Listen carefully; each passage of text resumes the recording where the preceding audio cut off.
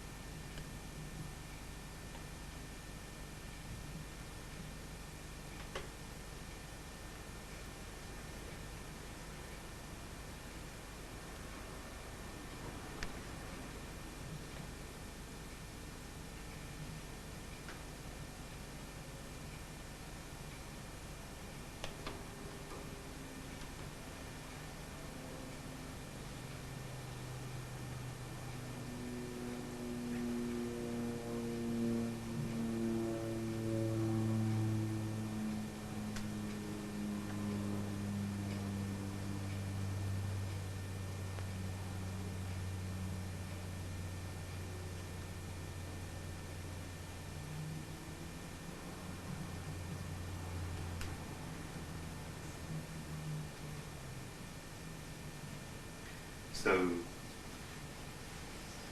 on a day or a weekend or something, then we can go more, we can meditate more with that sound. So this isn't perhaps the time to do that. But when we meditate with that sound enough, that very high frequency sound actually becomes light, actually becomes the great white light. And just as we can meditate, we can imagine with that great white light, that Christ light, divine light of our divine self, we can imagine that each one of us is a walking colour transparency.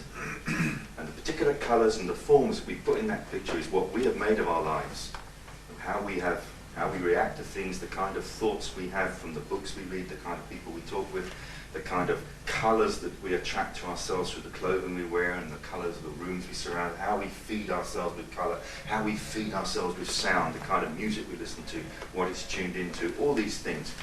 It becomes like a walking, it's like that light is coming from behind, and that is our lives. And the same is the sound, the divine sound. Behind all sounds is this one sound, or embracing all sounds is a one sound, or the Om, the sacred sound, or the lost word, call it what you will, or in the beginning was the word, as St. John says, this primordial vibration of sound, the divine word or tone.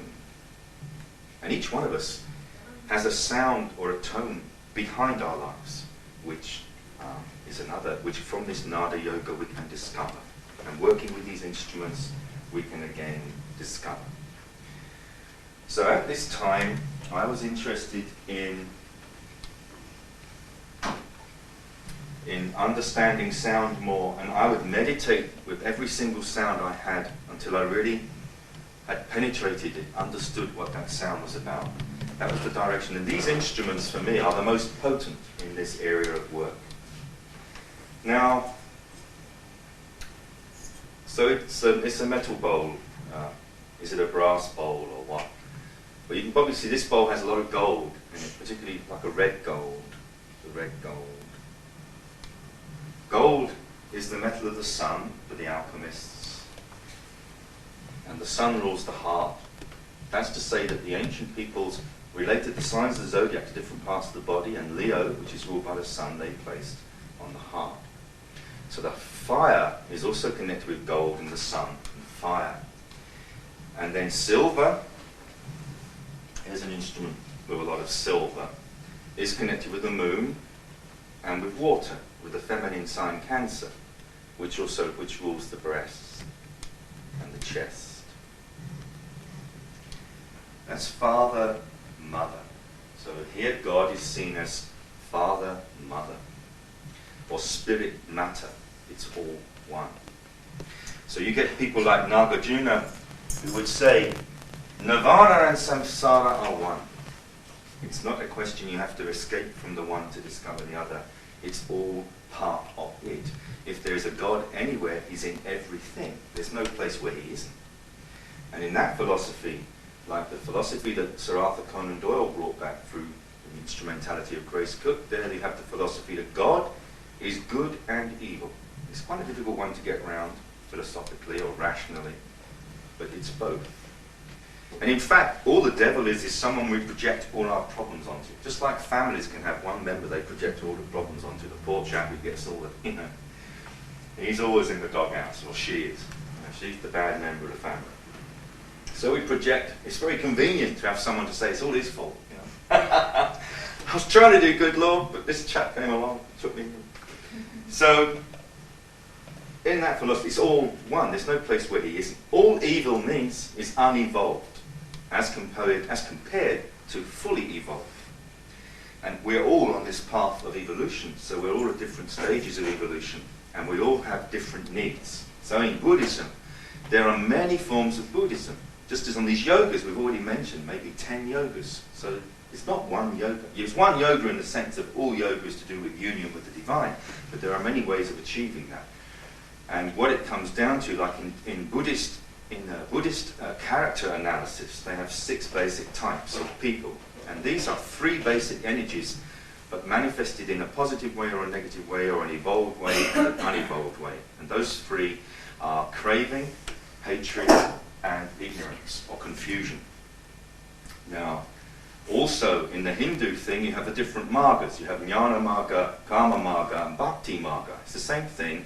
We're dealing all the time with 3 basic bodies that we incarnate with. The physical body, which is concerned with will, the emotional body, which is concerned with love, and the mental body, which is concerned with wisdom. And we have to unfold all these through our life.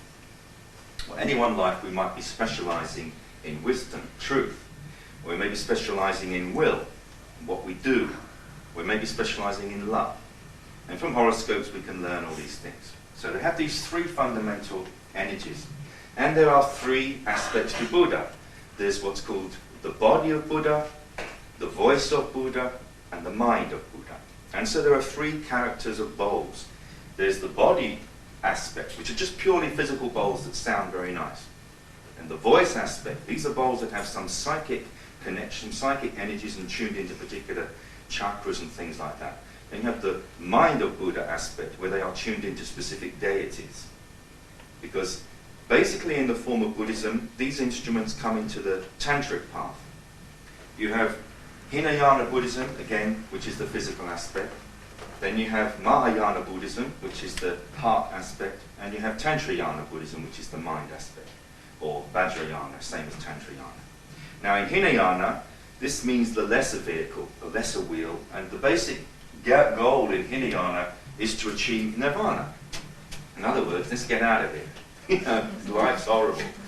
So we can all resonate with that, can't we? At some point in our lives at least.